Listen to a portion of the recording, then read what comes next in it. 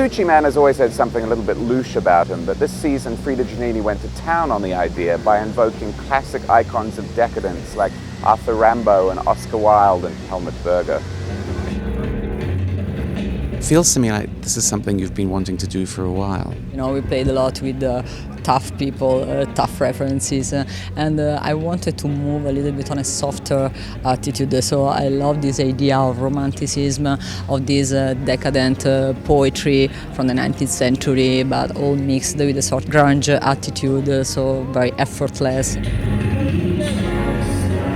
The color palette was very Baroque in a way, and all of the colors that would be in a paisley sort of exploded out, like plum and like sort of dusty forest green and browns and all of those things that really make up a really sort of like classic men's palette. And then they added in the flower prints, but in those same colors, so it was like, you know, a modern interpretation of that. It's quite unusual for me to play with this in a male collection, but I thought it was a good wedding between these two souls.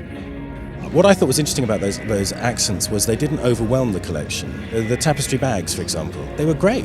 You know, I could stick my laptop in one of those tapestry bags and stick it on the back of the motorbike and off I'd go. And in the evening wear, for example, you know, it's an area where you can let your imagination go. Frida's really taken that a great combination of commerciality and artistic direction. That sort of stamped velvet and that evening bit was lovely.